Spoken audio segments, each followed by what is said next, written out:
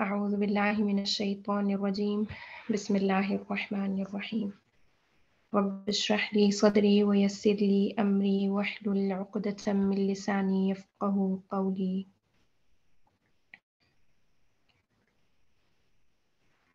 وليمحص الله الذين آمنوا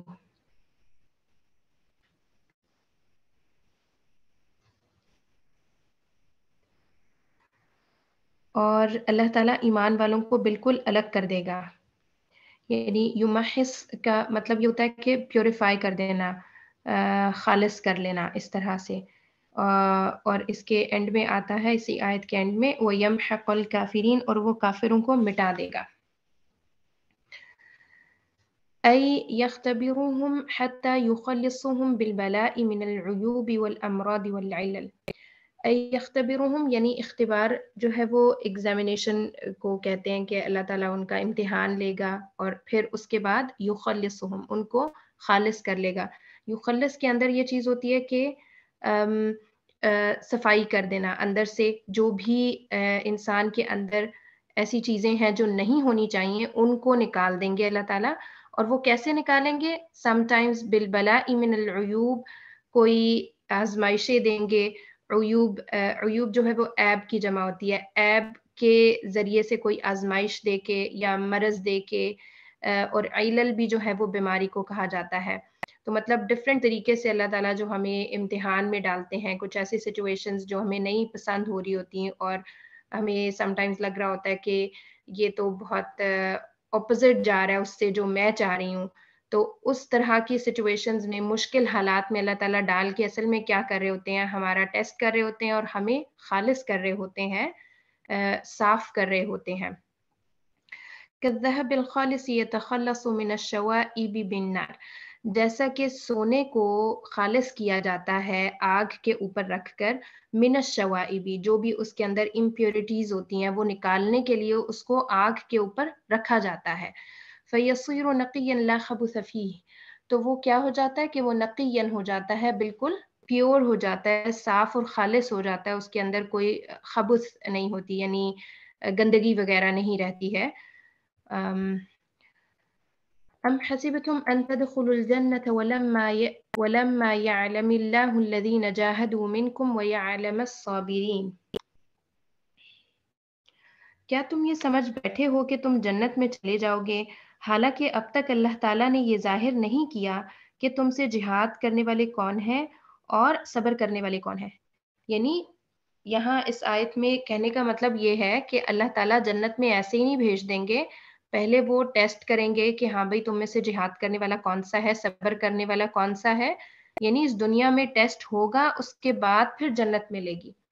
تو کلما عظم المطلوب صعبت وسیلته، کہ جب کبھی بھی عظم المطلوب، مطلوب ہوتا ہے جس چیز کو ہم چاہ رہے ہوتے ہیں، جب بھی جو ہماری خواہش ہے، جو ہم اچیو کرنا چاہ رہے ہیں وہ بڑا ہو، جو بھی آپ کا مطلوب ہے جس کو آپ اچیو کرنا چاہ رہے ہیں. جیسے ہم نے دنیا میں بھی بہت ساری اچیومنٹ رکھی ہوتی ہیں، ہاں جی اب ہم ڈگری کر لیں، اب ہم نے ڈگری کر لی، اب ہم جاب لے لیں، اب ہماری جاب اس لیول کی نہیں ہے، اس سے اچھے لیول کی ہونی چاہیے.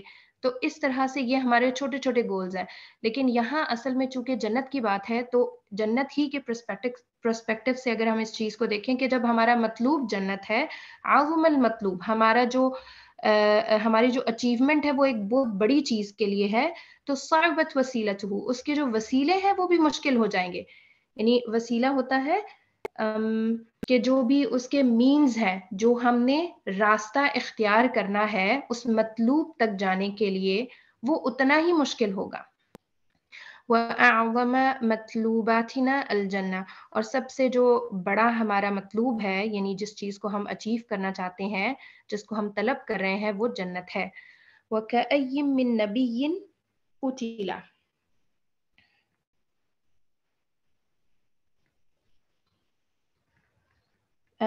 بہت سے نبیوں کے ہم رکاب ہو کر. یہاں ایکچولی جو آیت ہے وہ ہے وَكَأَيٍّ مِّن نَبِيٍّ قَاتَلَ مَعَهُ رِبِّيُّونَ كَثِيرٌ فَمَا وَهَنُوا لِمَا أَصَابَهُمْ فِي سَبِيلِ اللَّهِ وَمَا ضَعُفُوا وَمَا اسْتَكَانُوا، کہ بہت سے نبیوں کے ہم رکاب ہوئے، یعنی نبی اور نبی کے ساتھ جو ان کے ربیون ہوتے ہیں یعنی جو ان کے فالوورز ہیں وہ ان کے ہم رکاب ہوئے اور بہت سے اللہ والے جہاد کر چکے ہیں، انہیں بھی اللہ کی راہ میں تکلیفیں پہنچی ہیں، لیکن نہ تو انہوں نے ہمت ہاری، نہ وہ سست ہوئے اور نہ ہی وہ دبے۔ تو یہاں پر یہ کیا کہہ رہے ہیں کہ قرأ نافع وابن کثیر وابو عمرو ویعقوب بضم القاف من قتل، کیونکہ ہمارے پاس جو یہ آیت قرآن میں لکھی ہوئی ہے یہ ہے وَكَأَيٍّ مِّن نَبِيٍّ قَاتَلَ، قاف کو ہم لمبا کر کے پڑھتے ہیں قاتل، لیکن کچھ اور قرات میں اس کو نافع، ابن کثیر، ابو عمرو اور یعقوب ان سب نے جو ہے اس ورڈ کو پڑھا ہے قتیلا۔ قاتل کا مطلب ہوتا ہے کہ جہاد کرنا، مطلب قتال کی سینس میں آتا ہے یہ کہ جب آپ بھی لڑ رہے ہیں اور ایک آپ کے اپوزٹ گروپ کھڑا ہے وہ بھی آپ سے لڑ رہا ہے، یعنی دو طرفہ آپ کے جو ہے نا ایک ایکشن ہو رہا ہے، آپ بھی لڑائی کر رہے ہیں اور اگلے لوگ بھی آپ سے لڑائی کر رہے ہیں، جیسے کہ جہاد میں ہوا کرتا تھا نبی صلی اللہ علیہ وسلم کے دور میں کہ صحابہ کرام اور نبی صلی اللہ علیہ وسلم ایک طرف سے لڑے ہیں اور کفار دوسری طرف سے لڑ رہے ہیں، تو یہ میننگ ہوتا ہے قتال کا، جس میں قاتل ورڈ جو ہے اس کا یہی مطلب ہے۔ جبکہ قتل ورڈ کو ہم دیکھیں تو قتل کر دیے گئے، یعنی ان کو مار دیا گیا، شہید ہو گئے، کیونکہ اس بات کا بھی ہمیں ہسٹری سے پتا ہے کہ بہت سارے انبیاء کو مطلب اللہ کے نیک بندوں کو تو قتل کرتے ہی رہے لوگ، لیکن نبیوں کو بھی ہسٹری میں ہمیں پتہ چلتا ہے کہ ان کو بھی قتل کر دیا گیا، شہید کر دیا گیا۔ تو اس سینس میں یہاں پر یہ اگر ہم اس ورڈ کو قاتلہ میں لیں تو بھی اس کا ایک میننگ بنتا ہے، اور قتیلہ سے اس کا میننگ جو ہے وہ اس سینس میں کہ ان کو شہید کر دیا گیا، جیسے النبی قتل والنبیون والربیون قتلوا فما وہنوا، کہ نبی کو بھی لوگوں نے قتل کر دیا اور ربیون جو ان کے ساتھ کے اللہ والے لوگ تھے ان کو بھی قتل کیا، تو ان ساری چیزوں کے باوجود بھی جو اللہ والے لوگ تھے فما وہنوا، ان کے بیچ میں وہن نہیں آیا، ان کے بیچ میں کم ہمتی نہیں آئی، انہوں نے اپنے دل نہیں چھوڑ دیے، لما اصابہم فی سبیل اللہ، جو بھی ان کو اللہ کے راستے میں چیزیں پہنچی ہیں۔ واللہ یحب الصابرین افترض انک لم تر عاقبۃ الصبر فی الدنیا، کہ افترض یعنی آپ فرض کر لیں، اس چیز کو زیوم کر لیں کہ آپ نے عاقبۃ الصبر، صبر کا جو عاقبت ہے یعنی جو اس کا نتیجہ ہے وہ آپ نے دنیا میں نہیں دیکھا، الا تکفیک محبت اللہ، کہ کیا تمہیں کافی نہیں ہے کہ اللہ تعالیٰ تم سے محبت کرتا ہے؟ مطلب سم ٹائمز انسان کو لگ رہا ہوتا ہے کہ ہم صبر کر رہے ہیں لیکن ہمیں صبر کا کوئی صلہ نہیں مل رہا دنیا میں، تو اس میں یہاں پر جو سب سے بڑا اس کا صلہ ہے وہ کیا ہے کہ واللہ یحب الصابرین، کہ اگر ہم صبر کرنے والے ہیں تو ہمیں اللہ تعالیٰ کی محبت ہر صورت ملے گی، اس کا صلہ ہو سکتا ہے ہمیں دنیا میں نظر نہ آئے۔ ربنا اغفر لنا ذنوبنا وإسرافنا في أمرنا وثبت أقدامنا وانصرنا على القوم الكافرين، کہ اے ہمارے رب ہمارے گناہوں کو بخش دے اور ہم سے ہمارے کاموں میں جو بیجا زیادتی ہوئی ہے اسے بھی معاف فرما دے، اور ہمیں ثابت قدمی عطا فرما، اور ہمیں کافروں کی قوم پر مدد عطا فرما۔ الذنوب تؤخر النصر لذا شرع الاستغفار قبل الدعاء بالنصر، کہ جو آپ کے گناہ ہوتے ہیں، الذنوب گناہ، تؤخر ڈیلے کر دیتے ہیں، النصر مدد کو، کہ جیسے یہاں پر اس دعا کو اگر ہم دیکھیں تو یہ سٹارٹ کہاں سے ہو رہی ہے کہ ربنا اغفر لنا، اے اللہ ہمیں بخش دے، یعنی ہم سب سے پہلے کیا کر رہے ہیں، یعنی یہ جس گروپ آف پیپل نے دعا مانگی ہے انہوں نے سب سے پہلے اپنی گناہوں کی بخشش مانگی ہے، ربنا اغفر لنا ذنوبنا، اے اللہ ہمارے گناہوں کو بخش دے۔ یہ اصل میں انہی لوگوں کی بات ہو رہی ہے جو پچھلی آیت میں جیسے ذکر ہوا نا کہ نبی اور ان کے ساتھ ربیون یہ اللہ کے راستے میں جہاد کرتے ہیں، پھر ان کو جو بھی مصائب اور تکالیف اس راستے میں ملتی ہیں وہ اس کے اوپر ثابت قدم رہتے ہیں، وہ اپنے دل نہیں چھوڑتے، وہ ویکنس نہیں دکھاتے، تو اس طرح سے، اور واللہ یحب الصابرین، اور اللہ تعالیٰ جو ہے وہ صبر کرنے والوں کے ساتھ ہے۔ تو اگلی آیت میں یہ بات آ رہی ہے کہ وما کان قولہم الا ان قالوا، کہ اور وہ یہی کہتے رہتے تھے، جو نبی اور ربیون ہیں ان کے بارے میں بات ہو رہی ہے کہ وہ یہی کہتے رہتے تھے، اور وہ کیا کہتے تھے؟ وہ یہ دعا پڑھا کرتے تھے۔ تو اس میں پھر اس دعا میں جو ایک امپورٹنٹ چیز ہے وہ کیا، کہ سب سے پہلے گناہوں کی معافی مانگی انہوں نے، اور وہ اسرافنا فی امرنا، اور جو بھی ہم نے زیادتی کر دی اپنے کام میں اس کے حوالے سے۔ تو یہاں پر وہ یہی بات بتا رہے ہیں کہ الذنوب تؤخر النصر، کے جو گناہ ہے وہ مدد کو ڈیلے کر دیتے ہیں۔ لذا شرع الاستغفار، اسی وجہ سے شریعہ یعنی ایک چیز یہ بنی ہے کہ استغفار پہلے کی جائے، قبل الدعاء بالنصر، اس سے پہلے کہ آپ مدد کی جو دعا ہے وہ اللہ تعالیٰ سے مانگیں، اس سے پہلے آپ استغفار کریں۔ اس لیے اس دعا کے اندر ہمیں استغفار پہلے مل رہا ہے، اس کے بعد اس بات ثبت اقدامنا، اور پھر اللہ تعالیٰ کی جو مدد ہے وہ مانگی جا رہی ہے۔ كان أتباع الرسل إذا لقوا عدوهم خافوا عاقبة تقصيرهم وتأثير ذنوبهم فقالوا، کہ جو اتباع الرسل یعنی جو رسولوں کا اتباع کرنے والے لوگ ہیں، وہ جب ملاقات کرتے ہیں اپنے عدو سے، اپنے دشمنوں سے، اور یہاں پر ظاہر ہے یہ عام ملاقات نہیں ہے، یہ قتال کی سینس میں، اذا لقوا عدوهم، وہ جب قتال کے لیے کھڑے ہوتے ہیں، جب وہ اللہ کی راہ میں جہاد کر رہے ہوتے ہیں، اس صورت میں وہ کیا ہوتا ہے ان کے اندر؟ خوف، وہ خوف محسوس کرتے ہیں، عاقبت تقصیرہم، کہ جو بھی ان سے کمی ہوئی ہے اس کے نتیجے کیا ہوں گے، وَتَأْثِيرِ ذُنُوبِهِمْ، جو ان کی گناہوں کا جو ایفیکٹ ہے اس سے وہ ڈرتے ہیں، اسی وجہ سے وہ یہ دعا مانگتے ہیں۔ فقالوا، اسی وجہ سے وہ اللہ تعالیٰ سے کہتے ہیں کہ ربنا اغفر لنا ذنوبنا واسرافنا فی امرنا، کہ اللہ تعالیٰ ہمیں بخش دے ہمارے گناہوں کو، اور ہم نے جو بھی اسراف کر دیا، یعنی جو بھی بے جا زیادتی ہم سے ہو گئی کسی کام میں، اس سے درگزر فرما۔ تو یعنی وہ چونکہ ان کے مائنڈ میں یہ بات ہوتی ہے کہ ہماری اپنی غلطیاں کہیں ہمیں اس چیز میں قتال میں آگے نہ آ جائیں ہمارے، تو اس وجہ سے وہ پہلے اللہ تعالیٰ سے یہ دعا مانگتے ہیں۔ فآتاهم الله ثواب الدنيا وحسن ثواب الآخرة۔ اب اس دعا کے بعد جو ہے وہ اللہ تعالیٰ کہہ رہے ہیں کہ اللہ تعالیٰ انہیں دنیا کا ثواب بھی دیا، یعنی جو نبی اور ربیون جب جہاد کر رہے ہیں اور پھر اس کے بعد انہوں نے یہ دعا مانگی، تو اس کے بعد اللہ تعالیٰ کہتے ہیں کہ اللہ تعالیٰ نے انہیں دنیا کا ثواب بھی دیا، اور آخرت کا ثواب تو خوب ہی ہے، وہ بھی عطا فرمایا اللہ تعالیٰ نے۔ واللہ یحب المحسنین، اور اللہ تعالیٰ جو ہے وہ محبت کرتے ہیں احسان کرنے والوں سے۔ اوکے، ثواب الدنیا تعتریہ الاقدار، کہ جو دنیا کا ثواب ہے، یعنی جو بھی دنیا کا اللہ تعالیٰ نے ان کو اجر دیا، یا جو بھی ان کے نیک کاموں کی ان کو آؤٹ پٹ اس دنیا کے اندر مل رہا ہے، مال کی صورت میں یا جس بھی صورت میں مل رہا ہے، جو ان کا دنیا کا حصہ ہے اس ساری چیز میں، تعتریہ الاقدار، اس کے ساتھ اٹیچڈ ہیں، جڑی ہوئی ہیں، کیا؟ اقدار جڑی ہوئی ہیں۔ تعتریہ ہوتا ہے کسی چیز کا پہنچنا، تو ثوابت دنیا کے ساتھ پہنچی ہوئی ہے، کیا چیز پہنچی ہوئی ہے؟ اقدار۔ اقدار جو ہے وہ قدر کی جمع ہے، اور اس کا مطلب ہوتا ہے غم، قلق، وری ہونا، یہ ساری چیزیں ان کی جو ہے وہ، جو بھی ان کو اجر مل رہا ہے، جو بھی ان کو آؤٹ پٹ اس دنیا کے اندر مل رہا ہے ان کے نیک اعمال کا، اس کے ساتھ میں یہ ساری چیزیں بھی ان کے ساتھ موجود ہیں۔ لذا لم یصفہ بالحسن، اسی وجہ سے اس کو حسن سے صفت نہیں دی گئی، کیونکہ ہم دیکھیں نا کہ ثواب الدنیا وداؤٹ حسن ہے، حسنہ ورڈ کے ہے۔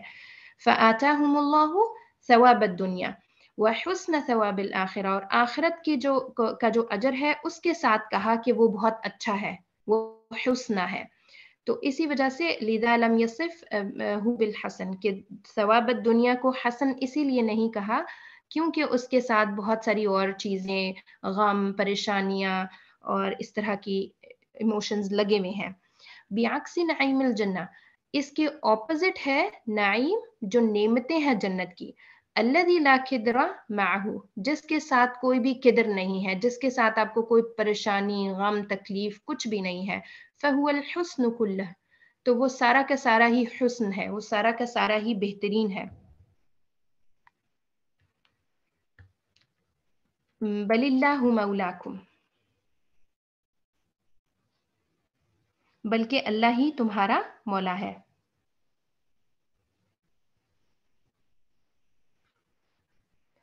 الفرج عندہ والنصر عندہ، فرج ہوتا ہے کسی معاملے کسی جگہ پہ اوپر آپ بالکل آپ کے پاس کوئی راستہ نہیں ہے باہر جانے کا، تو فرج ایک سوراخ ہوگا، ایک باہر نکلنے کا راستہ ہوگا، اس کو بولتے ہیں فرج. فرج عندہ یعنی اللہ تعالیٰ کے پاس ہی فرج ہے. جب آپ کسی مشکل میں پریشانی میں بالکل بند ہو گیا، آپ کو لگتا ہے کہ اب کوئی باہر جانے کا راستہ نہیں ہے، تو وہ فرج جو آئے گا وہ اللہ تعالیٰ کی طرف سے آئے گا. اس جگہ سے نکلنے کا جو راستہ آئے گا وہ اللہ تعالیٰ کی طرف سے آئے گا. والنصر عندہ جو مدد ہے وہ اللہ تعالیٰ کی طرف سے. والامن عندہ جو امن ہے وہ اللہ تعالیٰ کی طرف سے ہے. والسعادت عندہ سعادہ کہتے ہیں خوشی کو، وہ بھی اللہ تعالیٰ کی طرف سے ہے. والخیر کلہ عندہ کہ جو ساری کی ساری خیر ہے بھلائی ہے وہ بھی اللہ تعالیٰ کی طرف سے ہے. فہینا لک ان تولاک تو خوشخبری ہے آپ کے لیے، یعنی کنگریچولیشن ہے آپ کے لیے، ان تولاک اگر آپ نے اس کو اپنا مولا بنا لیا. ٹھیک ہے، یہاں جس طرح ہے نا کہ اللہ ہی تمہارا مولا ہے، بل اللہ مولاکم، کہ وہ یہ ساری باتیں کہہ رہے ہیں نا کہ جو فرج ہے، نصر، امن، سعادہ، خیر، یہ سب کا سب کس کے پاس ہے؟ اللہ تعالیٰ کے پاس ہے. تو اگر اللہ تعالیٰ ہم نے مولا بنا لیا، اپنا یعنی اپنا ساتھ، ہم نے اللہ تعالیٰ کے ساتھ ایک ریلیشن بلڈ کیا، اپنی ساتھی ہونا، دوست بنا لیا اللہ تعالیٰ کو، تو پھر اس وقت یہ حینن ہوگا، تب ہمارے لیے کنگریچولیشن ہے، خوشی کی بات ہے، خوشخبری ہے ہمارے لیے کہ اگر انتولاک اگر آپ نے اللہ تعالیٰ کو اپنا ولی بنایا، اپنے ساتھ اس کا ایک ریلیشن بلڈ کیا. تو سنلقی فی قلوب الذین کفروا الرعب ہم عنقریب کافروں کے دلوں میں رعب ڈال دیں گے. بما اشرکوا باللہ ما لم ينزل به سلطانا اس وجہ سے کہ یہ اللہ تعالیٰ کے ساتھ ان چیزوں کو شریک ٹھہراتے ہیں جن کی کوئی دلیل اللہ تعالیٰ نے نہیں اتاری، یعنی ان کے شرک کی وجہ سے اللہ تعالیٰ ان کے دلوں کے اندر رعب ڈال دیں گے. ابن تیمیہ رحمہ اللہ کہتے ہیں کہ تخفیف الکفاری والمنافقین وإرعابهم هو صلاح ربانی وفضل الہی لا دخل المؤمنین فیہ، کہ جو تخویف ہوتا ہے خوف ڈالنا کفار کے اندر اور منافقین کے اندر، یعنی کفار کے اور منافقین کے اندر یہ جو تخویف ہے، یعنی ان کے اندر ایک خوف کی فیلنگز اور روب، ارعابہم ان کو روب ان کے اندر آ جائے کہ وہ سکیر ہو جائیں. یہ ساری چیزیں جو ہیں ہوا سلاح ربانی، وہ ایک ایسا ویپن ہے جو اللہ تعالیٰ کی طرف سے ہے. وہ فضل الہی اور یہ اللہ تعالیٰ کا ایک فضل ہے جو مومنین کو اللہ تعالیٰ دیتے ہیں. جیسے آپ دیکھیں کہ بہت ساری جب ہم سیرہ پڑھتے ہیں تو بہت ساری ایسے قتال ہوئے جس میں بغیر لڑائی کے مسلمان جیت جایا کرتے تھے. ایون جو سب سے آخری غزوات میں آخری جو قتال اور لڑائیوں میں جو ایک روم کے ساتھ لڑائی ہوئی تھی، اس میں حالانکہ رومی ایسے قوم تھی کہ جو اس وقت کی سپر پاور تھی کہ یعنی آپ نے اگر رومیوں سے ٹکر لے لی تو آپ کا کچھ نہیں بچنا.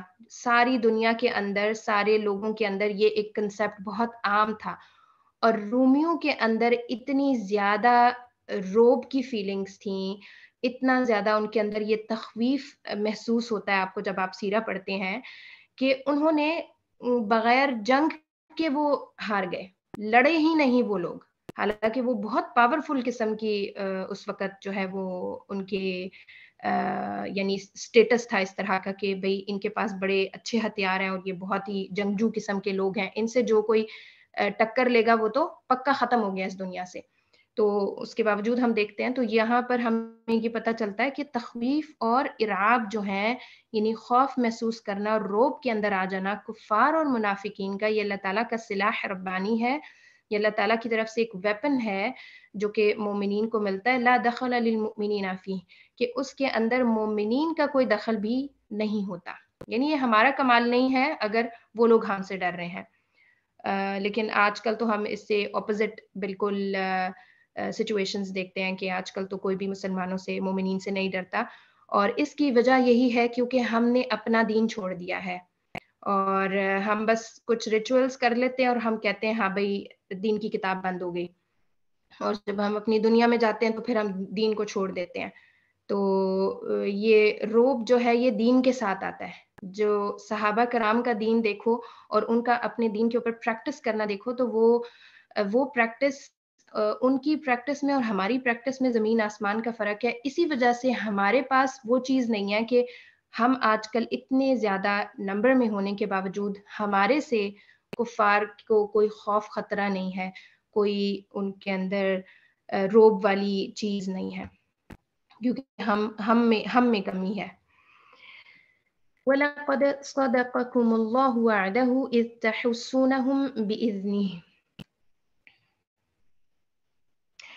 اللہ تعالیٰ نے تم سے اپنا وعدہ سچ کر دکھایا جبکہ تم اس کے حکم سے انہیں کاٹ رہے تھے،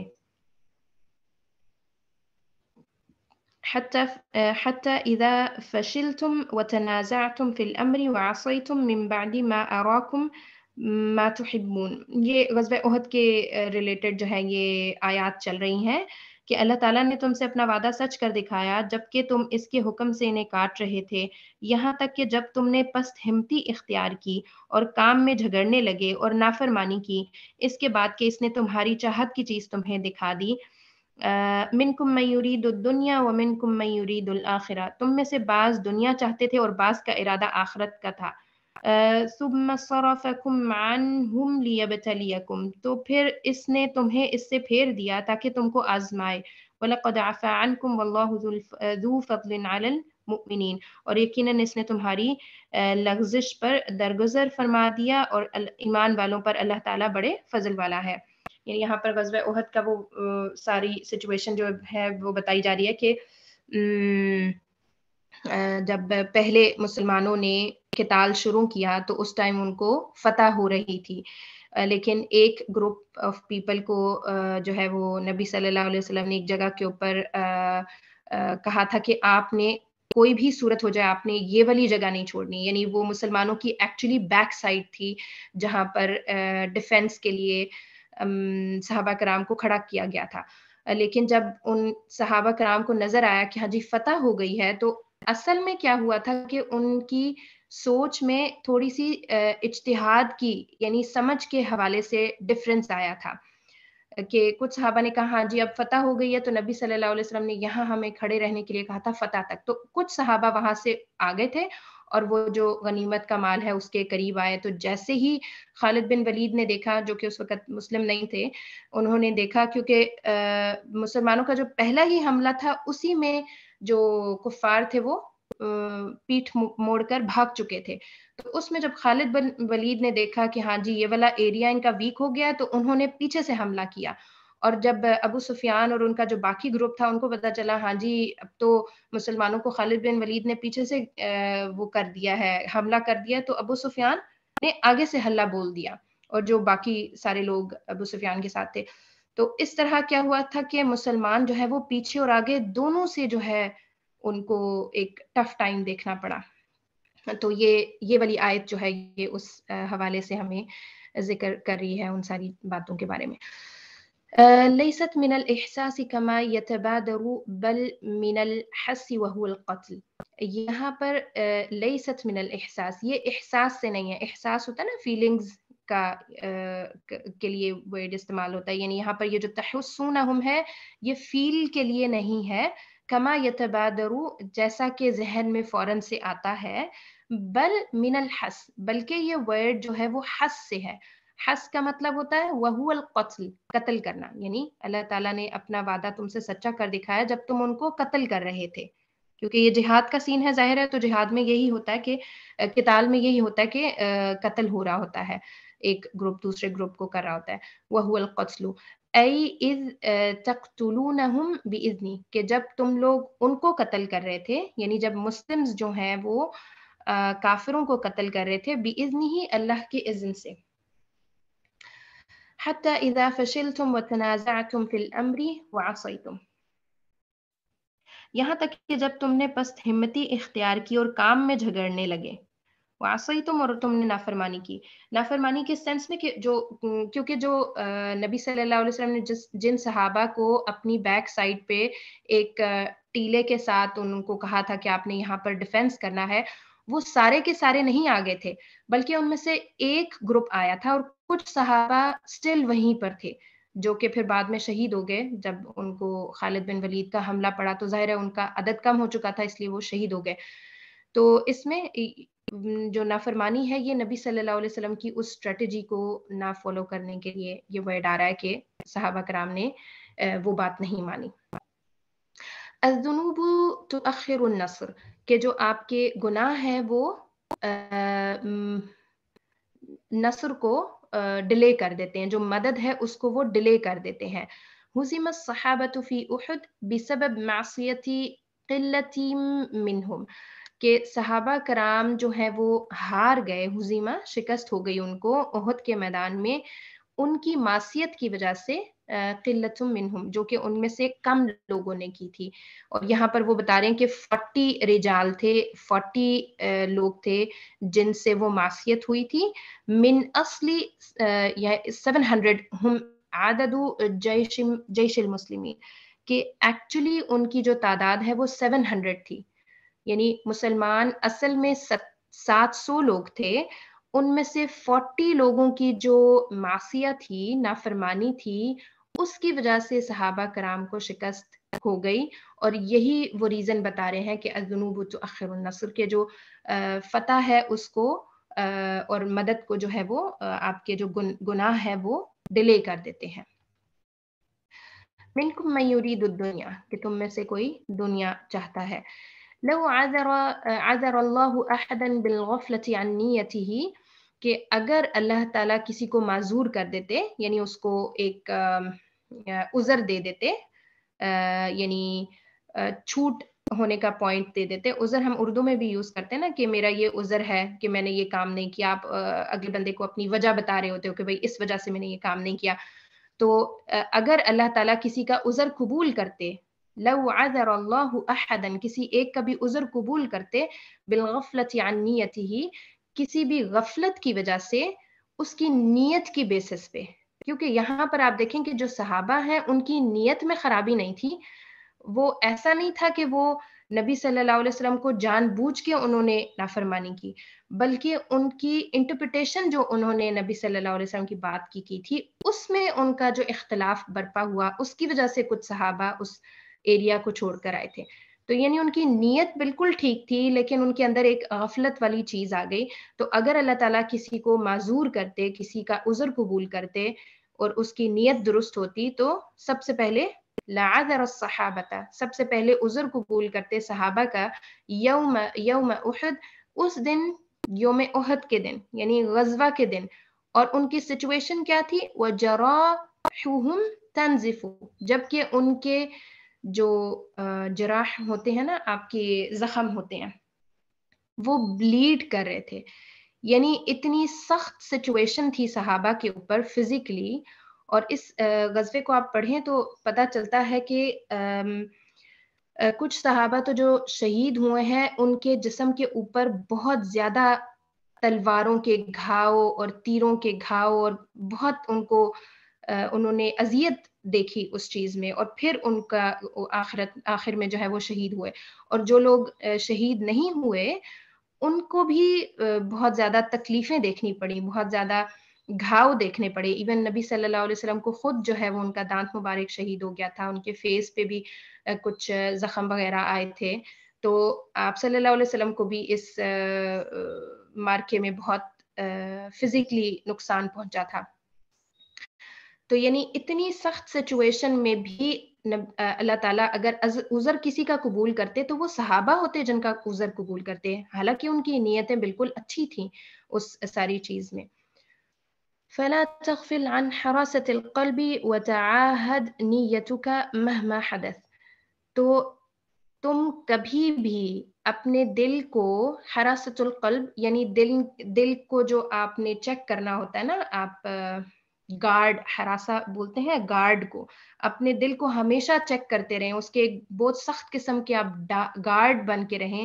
اس چیز میں آپ کبھی بھی غفلت نہ کریں، یعنی اپنے آپ کو وہ نہ دے دینا، پوائنٹ نہ دے دیں ہاں بھائی میں نے یہ اس لیے کیا کیونکہ یہ ہو گیا تھا. تو مطلب اپنے آپ کے لیے عذر تلاش نہ کریں اپنے اعمال کے لیے. وَتَعَاهَدْ نِيَّتُكَ مَهْمَا حَدَث. اور کچھ بھی ہو جائے، یعنی آپ نے اپنی نیت اور اپنے دل کا جو ایک چیک ہے، چیک اینڈ بیلنس، وہ بہت ٹف قسم کا رکھنا ہے، زبردست قسم کا رکھنا ہے، کیونکہ اس سے پہلے ہم جو صحابہ کی مثال دی گئی اس حوالے سے. سبب نزولها، یعنی اب میرا خیال ہے یہ جو نیکسٹ آیا ہے نا اس کے حوالے سے یہ بتائیں گے، یہ 153 آیت کے حوالے سے یہ بتا رہے ہیں کہ اس کا جو سبب نزول یعنی اس آیت کے نازل ہونے کا سبب. تو اصل میں اس آیت کے اندر بھی غزوہ احد ہی کی بات ہو رہی ہے. نزلت فی اصحاب النبی صلی اللہ علیہ وسلم وهم فی ارض الجہاد، کہ یہ اس وقت نازل ہوئی جب نبی صلی اللہ علیہ وسلم کے جو اصحاب ہیں وہ سب کے سب ارض الجہاد میں تھے، یعنی جہاد والی ایریا کے اندر موجود تھے. وَتَحْتَ وَقْعِ السُّيُوفِ، اور وہ سیوف کے نیچے تھے، تلواروں کے نیچے تھے اس وقت، تب یہ آیت نازل ہوئی. فَمَا يُقَالُ فِينَا الْيَوْمُ وَنَحْنُ نُنَافِسُ عَلَى حُطَامِ الدُّنْيَا الْفَانِيَةِ. تو فما یقالو، تو نہ کہے کوئی بھی، فینا ہم میں سے، الیوم آج کے دن، اور ہم کیا کر رہے ہیں، وَنَحْنُ نُنَافِسُ، اور ہم کمپٹیشن میں ہیں، مقابلے بازی میں ہیں، کس چیز میں، عَلَى حُطَامِ الدُّنْيَا الْفَانِيَةِ، کہ ہم دنیا کا حطام اصل میں بولتے ہیں ملبے کو، اور فانیہ بولتے ہیں جو چیز ختم ہو جانے والی ہے، یعنی اس کی ایک لمیٹیشن ہے دنیا کی، ایک دن یہ ختم ہو جائے گی، دنیا بھی ختم ہو جائے گی اور ہماری زندگی بھی ختم ہو جائے گی. تو اس دنیا کے اندر جو بھی چیز ہے وہ فانی ہے، اس کو ایک دن ختم ہونا ہے، موت آنی ہے. تو یعنی ہم ایسی دنیا کے پیچھے بھاگے جا رہے ہیں جو کہ ملبہ ہے، یعنی اصل میں دنیا کی یہ ویلیو کم کرنے کے لیے حطام کا ورڈ یوز ہوا ہے، کیونکہ اس کی ویلیو اس سینس میں کہ آپ دیکھیں کہ جو ہم جنت اور جنت کی نعمتیں دیکھتے ہیں تو ان میں ایک تو یہ بات ہے کہ وہ لازوال ہیں، ان کو کبھی بھی زوال نہیں ہونا، وہ ہمیشگی ہے ان کے اندر، ہر نعمت جو جنت کے اندر ہے. زندگی دیکھ لیں آپ، اس کے علاوہ کھانے پینے کی نعمتیں دیکھ لیں، ایون بڑھاپا نہیں آئے گا. آپ جوان ہیں تو آپ ہمیشہ ہی جوان رہیں گے، آپ کتنے ہزار کروڑ ملین ایئرز آپ زندہ رہیں گے تو بھی آپ، اور ادھر موت تو آنی نہیں، تو جتنے بھی ملین ٹریلین ایئرز ہم نے وہاں رہنا ہے تو ہم نے جوان ہی رہنا ہے جنت کے اندر. تو اس سینس میں کہ یعنی اس جنت کے مقابلے میں اگر ہم اس دنیا کی نعمتوں کو دیکھنا شروع کریں تو ہمیں پتہ چلتا ہے کہ وہ واقعی ہی حطام ہے. اوکے. اذ تصعدون ولا تلوون على احد،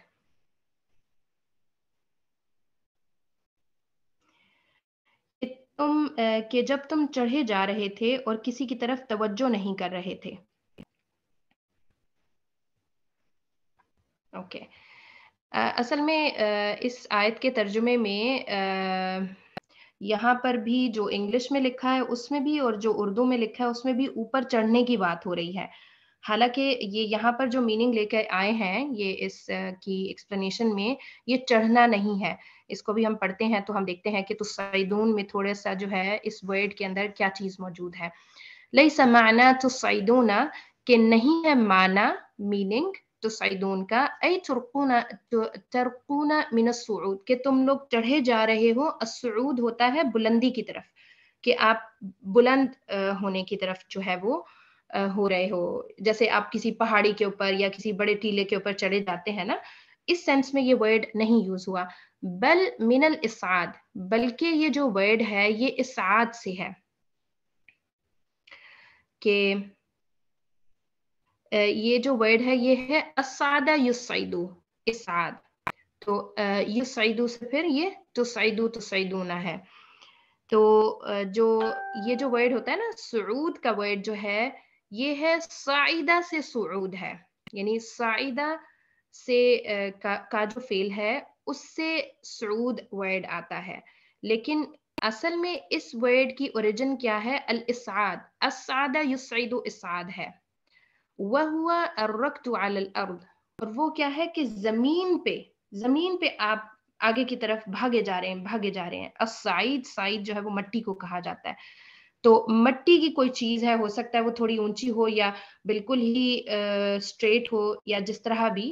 تو اس میں جو تسعیدون کا ورڈ آ رہا ہے وہ یہ ہے کہ بھاگے جانا وَلَا تَلْوُونَ عَلَىٰ أَحَدٍ کہ تم لوگوں میں سے کوئی بھی پلٹ کے نہیں دیکھ رہا تھا. تو یہ اس طرح کی سچویشن ہے. فَأَثَابَكُمْ غَمًّا بِغَمٍّ لِكَيْ لَا تَحْزَنُوا. اب یہاں پر بھی یہ جو آیت ہے اس کے اندر بھی جو ذکر ہے وہ غزوہ احد کے حوالے سے ہی ہے کہ بس تمہیں غم پر غم پہنچا تاکہ تم فوت شدہ چیز لِكَيْ لَا تَحْزَنُوا عَلَى مَا فَاتَكُمْ، تاکہ تم فوت شدہ چیز پر غمگین نہ ہو. کہ یعنی جو غزوہ احد میں مسلمانوں کو ایک بہت ہی ٹف قسم کی سچویشن دیکھنی پڑی اور اس میں ظاہر ہے بہت زیادہ جانی نقصان بھی ہوا اور شکست بھی ہوئی، اور اس کے بعد جس طرح نبی صلی اللہ علیہ وسلم کا بھی بہت زیادہ ان کو بھی چوٹیں آئیں، تو ان کو ایک کے اوپر ایک غم مل رہا تھا. اور کس چیز سے؟ لِكَيْ لَا تَحْزَنُوا، کہ تاکہ غم ختم ہو جائے. تو اس حوالے سے کہ تخلص من ہمومک الصغیرۃ، کہ چھوٹے چھوٹے جو ہموم جو ہے وہ ہم کی پلورل ہے، جو پریشانیاں ہوتی ہیں نا یہ اسی کے سینس میں آتا ہے.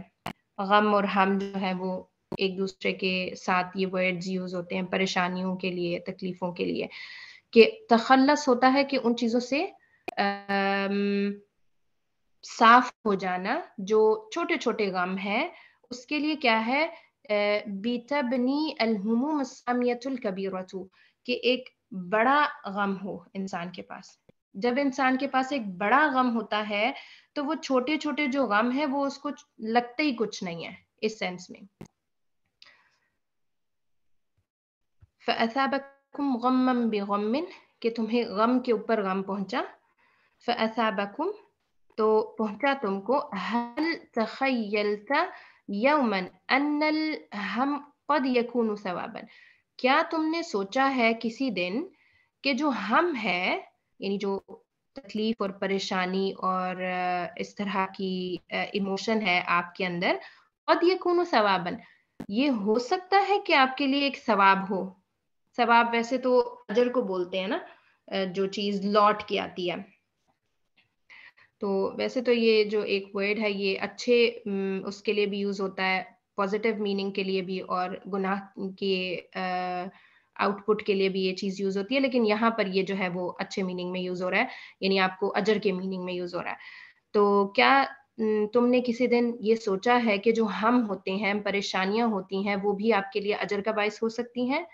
یوم القیامت ستکتشف ان بعض احزانک قد حمتک من النار وادخلتک الجنہ، کہ قیامت کے دن یہ بات ستکتشف یعنی اس کا انکشاف ہوگا، یا آپ کے اوپر بات کھلے گی کہ آپ کے بعض جو غم تھے انہوں نے آپ کو آگ سے بچا لیا اور جنت میں داخل کر دیا. فَأَثَابَكُمْ غَمًّا بِغَمٍّ لِكَيْ لَا تَحْزَنُوا، پھر غم کے اوپر غم آیا تاکہ تم حزن نہ کرو، پریشانی نہ کرو، یعنی غمگین نہ ہو.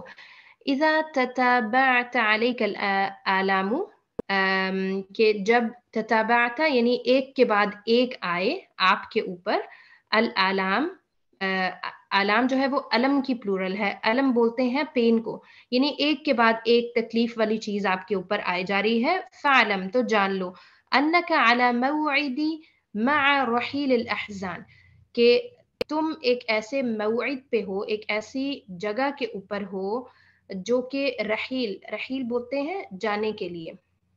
रिहला का वर्ड आता है अरबी में, वो भी होता है कि किसी ट्रिप वगैरह पे जाना, तो रहील भी उसी वर्ड से है कि रहील यानी जा रहे हैं, आपके गम के जाने का वक्त आ गया है, आप ऐसे मौइद पे उस टाइम खड़े हो, आप ऐसी जगह के ऊपर उस वक्त हो जब आपके ऊपर एक के बाद एक तकलीफ आ रही है।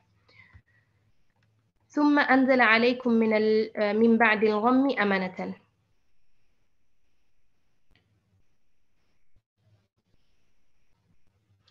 फिर इसने इस गम के बाद तुम पर अमन नाजिल फरमाया।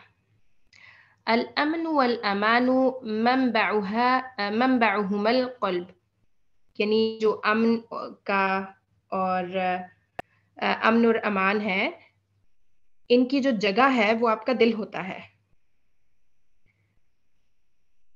वल क़ल्बु ला सुल्तान लिअहदिन अलैहि इल्लल्लाह, और जो दिल होता है उसके ऊपर किसी का सुल्तान नहीं है, किसी की अथॉरिटी नहीं है, किसी भी एक की। ला सुल्तान अली अहदिन, किसी की भी उसके ऊपर अथॉरिटी नहीं है, किसके ऊपर? दिल के ऊपर।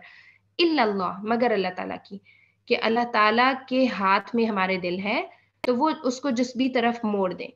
तो चूंकि जो अमन और अमान है उसकी उसकी असल जगह आपका दिल है, तो इसलिए अल्लाह ताला ने यहाँ पर देखें कि सिचुएशन अभी भी गम वाली है। उनकी ज़ाहिर है जो जानी माली नुकसान हो रहा है, उनको तकलीफ़ें पहुँच रही हैं उनको, और ये सारी सिचुएशन में वो अभी भी वही मैदान जंग में है। लेकिन अल्लाह ताला क्या कहते हैं कि सुम्मा अंज़ल अलैकुम मिन बअदिल गम्मि अमनतन, कि गम के बाद फिर अल्लाह ताला ने जब उनके ऊपर गम भेजा ताकि वो गमगीन ना हो, और उसके बाद फिर अल्लाह ताला ने उनके ऊपर अमनतन एक अमन भेज दिया, और वो उनके असल में दिल उसकी जगह थी, क्योंकि बाहर की सिचुएशन तो अभी भी गम वाली ही थी, लेकिन चूंकि अल्लाह ताला ने उनके दिल मोड़ दिए कि जो दिल है उनके ऊपर सिर्फ अल्लाह ताला की अथॉरिटी है। वलिज़ा कान अल अमन वल अमानु मिनल्लाहि वहदा, और इसीलिए जो अमन और अमान है वो सिर्फ और सिर्फ अल्लाह ताला की ज़ात की तरफ से आता है, मिनल्लाहि वहदा। ओके। वत्ताइफ़तुन क़द अहम्मतहुम अनफुसुहुम,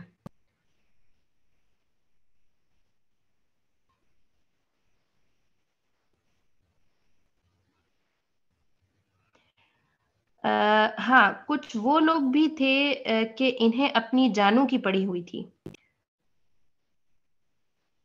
ओके।